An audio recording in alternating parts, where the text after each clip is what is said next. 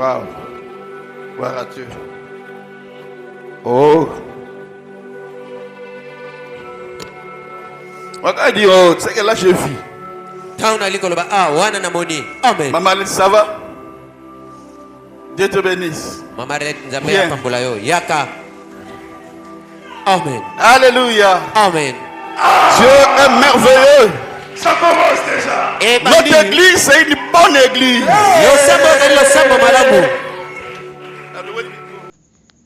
Chers bien-aimés, je vous jure que le Dieu que vous lisez dans la Bible est réellement le même hier, aujourd'hui et éternellement. Vous voyez cette scène, peut-être vous n'entendez rien, vous ne comprenez rien, parce que le prophète Otis a fait preuve de beaucoup de discrétion. Il n'a pas voulu vraiment que tout le monde écoute ce qu'il a vu pour cette maman. Mais je vais vous expliquer à la fin.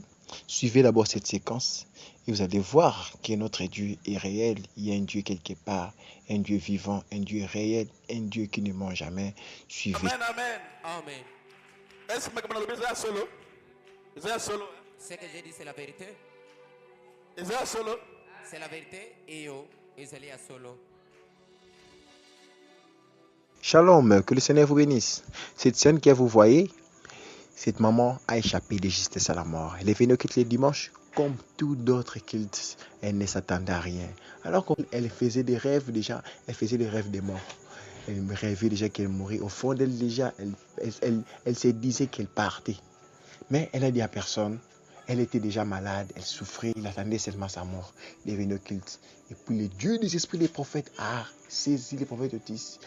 Il a vu ses projets, il a appelé la maman, il lui a parlé ce qu'il a vu. Et la maman a confirmé que c'était vrai. En plus, ce qui est grave, mes chers bien-aimés, les prophètes ont vu même les rêves que la maman avait fait. Si ce n'est pas Dieu, c'est encore quoi? Nous avons vu un vrai Dieu. Que le Seigneur vous bénisse. Les esprits des prophètes. Ata et héroïque. Ata et immense. Le Dieu de la commission, le Dieu de la vocation de mon Père.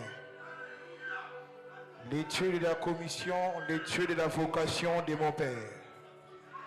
Le Dieu de la Bible. Le Dieu qui fait marcher les paralytiques. Est-ce qu'on peut célébrer le Dieu des esprits des prophètes en ce lieu? Est-ce qu'on peut bien acclamer?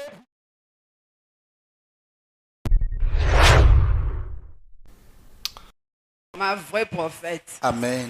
Oui, ok. Et ça, le kutate. Nous sommes le bilan à Tongo et à Lelo.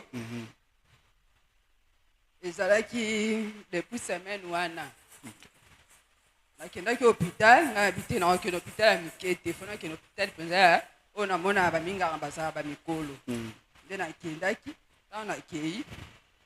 Ça, on a examen, on a un état, mais on a une urgence. Ça, on a un examen. On va mona kinga pe ba ebisinga ete oyo pe ba sala ki na ba examen na bango ba ebisinga ete na muka ba mande ko tala na bango ba komeli nga kisi mais ba ebisinga ba esinga na kende pa nutritionniste akenda kende ko komela nga soki ba régime. OK. Tant ba komeli nga na komi na pesa kinga pasi na tuni mama ta sœur Jeannette nga comme ninga ba régime boye ndenge ni yesu ko atalinga albite yo mela ka kisi Voilà semaine kaka boye semaine oyo utoleka OK. siko na mitungisa nga bon abimela ka soko mbeli olandi pe ba régime revivre ndenge nzamba akomeli yo timukolo nzamba osepela pe okufa ngabi ça va.